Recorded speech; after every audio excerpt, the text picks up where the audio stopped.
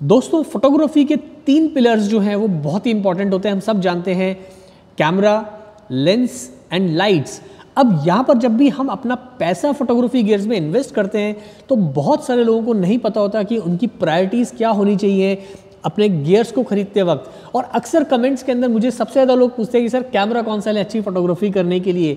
तो आज इस वीडियो के अंदर मैं बात करूँगा, जैसा कि आप टाइटल से समझ गए, camera versus lenses versus lights. तो यहाँ पर सबसे इंपॉर्टेंट चीज़ आपके लिए क्या है, और दूसरे नंबर पे कौन सी चीज़ सबसे इंपॉर्टेंट है, और तीसरे नंबर पे कौन सी सबसे चीज़ इंपॉर्टेंट रहेगी। तो आपको इस वीडियो से आज बहुत क्लैरिटी मिलने वाली है, तो इस वीडियो को छोड़ के कहीं मत जाइएगा, एंड तक इस वीडियो को जरूर देखिए। So welcome back to my channel friends, this is Manish Saxena, let's get started.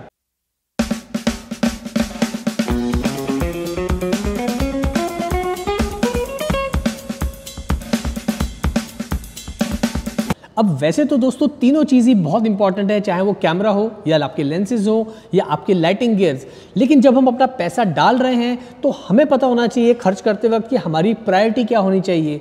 तो सबसे पहले दोस्तों मैं आपको बता दूं, आपकी सबसे ज़रूरी प्रायोरिटी है जब भी आप अपने फोटोग्राफी गियर्स खरीदें तो सबसे पहला पैसा आपको इन्वेस्ट करना है एक अच्छे लाइटिंग गियर में। यस फ्रेंड्स, क्योंकि बहुत सारे लोगों को ये बात नहीं पता होती, वो सबसे ज़्यादा पैसा जो है उठा के डाल देते हैं कैमरा के अंदर और ये सोचते हैं कि अब हमने अच्छा कैमरा ले लिया है तो हमारी फ़ोटोज़ भी अच्छी आएंगी। नो डाउट आपके पास में अच्छा कैमरा है तो आपको एडवांटेजेस होते हैं, लेकिन यहाँ पे मैं बात कर रहा हूँ लाइटिंग गियर की। देखिए दोस्तों, photography is nothing but a game of lighting. तो अगर आपके पास में एक अच्छा लाइटिंग गियर है तो वो आपको हमेशा सपोर्ट करता है, फिर चाहे आप स्टूडियो फोटोग्राफी करते हो या आप आउटडोर में फोटोग्राफी करते हो। अब ऐसा नहीं है कि अगर आप नेचुरल लाइट में फोटो शूट कर रहे हैं तो आपको लाइट की ज़रूरत नहीं पड़ेगी। आउटडोर के अंदर भी आपको अच्छे फ्लैशेस की, अच्छे लाइटिंग गियर्स की, स्ट्रोब लाइट की ज़रूरत पड़ती है, जैसे कि स्टूडियो में पड़ती है।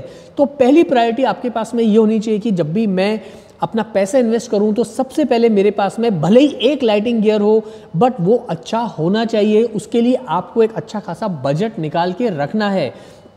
अब देखिए, इस बात को समझने की कोशिश करते हैं कि कैसे लाइटिंग गियर जो है आपकी फोटोग्राफी को बहुत ही एनहेंस करते हैं या नेक्स्ट लेवल पे लेके जाते हैं। देखिए, अगर आपके पास में एक पावरफुल फ्लैश है या आपके पास में एक आउटडोर ऑफ कैमरा फ्लैश है या आपके पास में स्टूडियो के लिए अच्छी खासी स्ट्रोब लाइट है, तो यहाँ पर दोस्तों लाइटिंग जो है वो बहुत ही सपोर्ट करती है आपके सब्जेक्ट को। अगर आपको लाइटिंग गियर को अच्छा यूज़ करना आता है तो फिर आपकी जो फोटोज़ हैं दोस्तों वो बहुत ही खूबसूरत नज़र आएंगी। भले ही आपके पास में कैमरा जो है वो एकदम चाहे बिगनर लेवल का हो या थोड़ा बहुत एमेच्योर लेवल का हो वो चलेगा, बट अगर लाइटिंग गियर आपके पास में अच्छा नहीं है तो यहाँ पर बहुत सारी चीज़ों में आप कॉम्प्रोमाइज़ कर जाते हैं। अब देखिए, जब भी आप कोई भी लाइटिंग गियर खरीदें तो वहाँ पर किन बातों का ध्यान रखना है, वहाँ पर आपको इस बात का ध्यान रखना है कि जो भी लाइटिंग, जो भी आप फ्लैश ले रहे हैं या स्टूडियो स्ट्रोब ले रहे हैं, वहाँ इस बात को समझना है कि उसका रिसाइकलिंग टाइम कितना है, कितनी जल्दी जो है वो चार्ज हो जाता है, फायर करती है लाइट, ताकि आपके जो शॉट्स हैं वो कोई मिस ना हो। दूसरी चीज़ आपको इस बात का ध्यान रखना है कि उसकी कलर टेम्परेचर स्टेबिलिटी कैसी है, क्या colour first shot to last shot जो है आपको स्टेबल कलर टेम्परेचर मिल रहा है या नहीं मिल रहा है, या उसमें वेरिएशन है। तो जितना स्टेबल कलर टेम्परेचर होगा उतने आपको स्किन टोन आपको बेहतरीन मिलेंगे, आपका जो कलर्स हैं वो बहुत ही खूबसूरत निकल के आएंगे। और आप चाहे ई कॉमर्स का काम कर रहे हैं, चाहे फैशन फोटोग्राफी या पोर्ट्रेट फोटोग्राफी, वहाँ पर आपको जो है स्टेबल कलर टेम्परेचर जो अगर रहेगा आपके लाइटिंग गियर के अंदर तो वहाँ आपको आप देख पाएंगे कि आपकी फ़ोटोज़ कैसे निकल के आते हैं। जो चीप लाइटिंग गियर्स आते हैं वहाँ पर बहुत ज़्यादा वेरिएशन होता है और आप देखेंगे कि कई किसी पिक्चर में स्किन टोन बड़ा अच्छा है, किसी में बहुत ही ख़राब हो गया, किसी में बहुत ही येलोइश हो गया। वो इसलिए होता है क्योंकि उन लाइट्स के अंदर जो कलर टेम्परेचर है वो स्टेबल नहीं होता। तो यहाँ पर आपको इस बात का ध्यान रखना है भैया कि सबसे पहले रिसाइकलिंग टाइम कितना है। अब रिसाइकलिंग टाइम से क्या मतलब है कि जब आप एक फायर करते हैं तो उसके बाद कितनी जल्दी जो है लाइट दोबारा आपका फ्लैश चार्ज होकर दोबारा पिक शॉट लेने के लिए तैयार है। अगर आप एक्शन फोटोग्राफी कर रहे हैं तो वहाँ पर अगर रिसाइकलिंग टाइम आपका अच्छा होगा लाइटिंग गियर का तो आपको कोई भी शॉट आप मिस नहीं करेंगे। और अगर फ्लैश ड्यूरेशन, उसका तीसरी चीज़ सबसे इंपॉर्टेंट है वो आपको देखना है कि फ्लैश ड्यूरेशन क्या है। अगर फ्लैश ड्यूरेशन उसका काफ़ी फास्ट है दोस्तों तो यहाँ पर आप बहुत अच्छे से एक्शन को स्टूडियो के अंदर या आउटडोर में फ्रीज कर पाएंगे। तो लाइटिंग गियर दोस्तों बहुत ही इंपॉर्टेंट होता है। अब लाइटिंग गियर के साथ साथ जो भी आपको एक्सेसरीज लेनी है, चाहे आपकी ब्यूटी डिश हो, चाहे आपके ऑक्टा सॉफ्ट बॉक्स हैं, या आपके दूसरे तरह के सॉफ्ट बॉक्स आते हैं, या आपके जो है जूम रिफ्लेक्टर्स आते हैं, या आपके अलग अलग तरह के लाइट शेपिंग टूल्स आते हैं, वो भी उतने ही इंपॉर्टेंट हो जाते हैं, क्योंकि वो आपकी लाइटिंग गियर को जो है आपकी लाइट को शेप करने के काम आते हैं, जिससे आप अलग अलग तरह की फ़ोटोज़ निकाल पाते हैं। अब यहाँ मैंने इसको टॉप प्रायोरिटी पे इसलिए रखा है दोस्तों, क्योंकि जब आपके पास में एक अच्छा लाइटिंग गियर होता है, मान लीजिए आपके पास में स्टूडियो नहीं है, आपके पास एक अच्छा आउटडोर फ्लैश है, तो अगर आप नेचुरल लाइट में शूट करें तो इसका मतलब नहीं कि आप प्योर नेचुरल लाइट में शूट करें। वहाँ पर अगर आपके पास में एक अच्छा लाइटिंग गियर है तो आप अच्छे से लाइट को, जो सन को जो है आउटडोर के अंदर, वो ओवर पार कर पाएंगे। आपके पास अच्छा आउटडोर फ्लैश है तो वहाँ पर आप 1.8, 2.8 के ऊपर भी बहुत अच्छे से जो है आप फोटोज़ ले पाएंगे, सन को और पार करके बैकग्राउंड आपको अच्छे से ब्लर मिलेगा। एट द सेम टाइम आपको जो स्किन टेक्सचर है वो बहुत खूबसूरत निकल के आता है।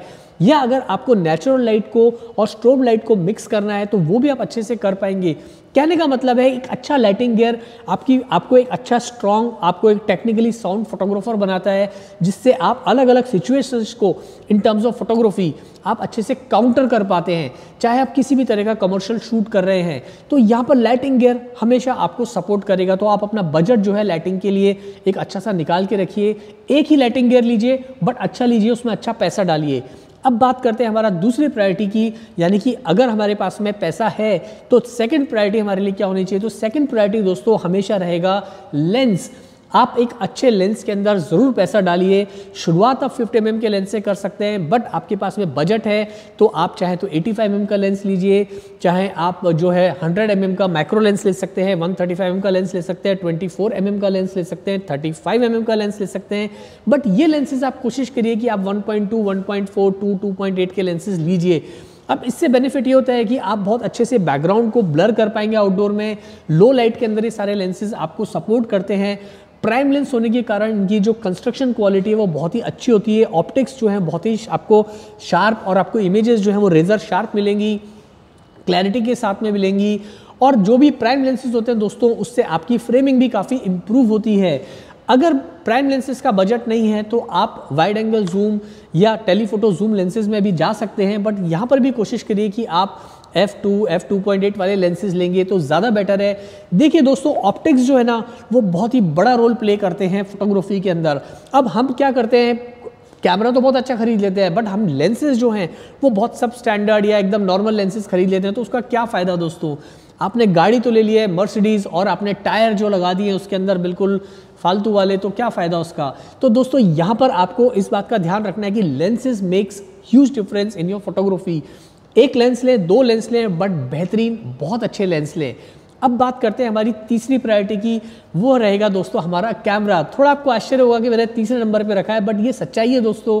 देखिए बहुत सारे लोग क्या करते हैं, अपना सारा पैसा उठा के एक हाई फाई कैमरा बॉडी में या एक सो कॉल्ड, जिसे हम कहते हैं एक्सपेंसिव कैमरा बॉडी में डाल देते हैं। देखिए वो बुरा नहीं है, अच्छा कैमरा आपको हमेशा सपोर्ट करेगा, लेकिन अगर आपके पास में एक अच्छा लाइटिंग गियर है, आपके पास में बेहतरीन लेंस है, और आपके पास में फॉर एग्जांपल एक बिगनर लेवल बॉडी है या थोड़ी बॉडी बेटर है, तो भी आपके पिक्चर्स उतने ही शानदार आएंगे जितने कि आप एक एक्सपेंसिव बॉडी से पिक्चर्स निकालते हैं। क्योंकि यहाँ पर लाइट आपको अच्छे से सपोर्ट कर रही है, लेंस आपको अच्छे से सपोर्ट कर रहा है। कैमरा दोस्तों सिर्फ फोटो खींचने के काम आता है, दैट्स इट। कोई ज़्यादा रॉकेट साइंस नहीं है कैमरा के अंदर। हाँ, प्रोफेशनल लेवल के अंदर फ्रेम्स पर सेकंड बहुत बड़ा असर डालते हैं।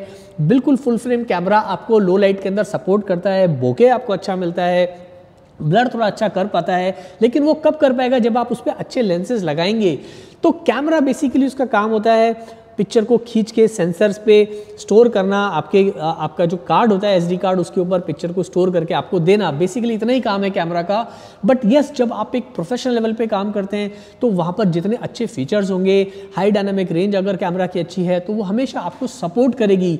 But that doesn't mean that कि अगर आपके पास में वो सब नहीं है, आपके पास में मान लीजिए एक 50,000 का कैमरा है या 70-80 हज़ार रुपये का कैमरा है, वो कैमरा भी आपको बहुत अच्छे से सपोर्ट करेगा अगर आपके पास में अच्छा लेंस और अच्छा लाइटिंग गियर है। अब ये जो गलती हम लोग करते हैं ना कि हमने सारा पैसा उठा के एक अच्छे कैमरा बॉडी में डाल दिया, और जब बात आती है लाइटिंग खरीदने के लिए तो हमारे पास पैसे नहीं होते, जब बात आती है एक अच्छा लेंस खरीदने की तो हमारे पास बजट ही नहीं होता, तो उस कैमरा का आप करोगे क्या दोस्तों। तो मेरा कहने का मतलब है जब भी आप अपने गियर्स खरीदें तो कैमरा अपने बजट, अपनी हैसियत के अनुसार लें, आप नुकसान में नहीं जाएंगे। लेकिन आप अपनी प्रायोरिटी के अंदर लाइटिंग गियर को सबसे पहले रखिए, लेंसेज को दूसरे नंबर पे रखिए, और तीसरे नंबर पे जो भी आपके पास बेस्ट कैपेसिटी के अंदर आप कैमरा ले सकते हैं उसके साथ आप फोटो शूट करना शुरू करिए। दोस्तों मैंने निकॉन D300 के ऊपर ऑलमोस्ट 5 से 6 साल काम किया है।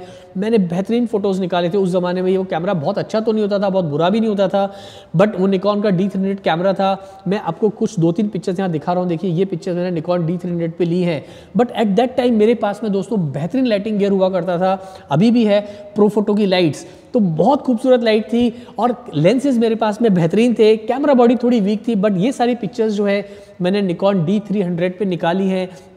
तो आप देख सकते हैं, क्योंकि मैं आपको नाम बता रहा हूं तो आप देख पाएंगे, बट अगर मैं आपको नाम नहीं बताता, मैं आपको बोलता मैंने बहुत ही महंगे कैमरा पे ली है, तो शायद आपको लगता कि हाँ ये महंगे कैमरा से ही फोटो खींची है, बट ये फोटोज इसलिए अच्छे आए क्योंकि मैंने यहाँ पर बेहतरीन लाइटिंग गियर्स को यूज किया है।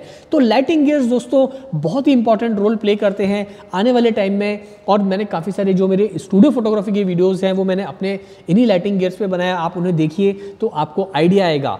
तो आज के लिए इतना ही दोस्तों, उम्मीद है आज की इस वीडियो से आपको थोड़ी क्लैरिटी मिली होगी, आपको समझ आया होगा कि लाइटिंग गियर्स, लेंसेज और कैमरा किस तरह से आपकी फोटोग्राफी में हेल्प करते हैं, और आपके हिसाब से आपकी प्रायोरिटी क्या है मुझे आप कमेंट करके ज़रूर बताइएगा। इससे मुझे समझने में आसानी होगी कि आप किस तरह से सोचते हैं, ताकि आने वाली वीडियोज़ में मैं आपकी हेल्प ज़्यादा से ज़्यादा कर पाऊँ। आज के लिए इतना ही, जल्दी मिलते हैं फिर नए वीडियो के साथ। Thanks for watching and don't forget to subscribe my channel दोस्तों, क्योंकि जब आप चैनल सब्सक्राइब करते हो तो दिल को लगता है बहुत ही अच्छा। Thanks for watching.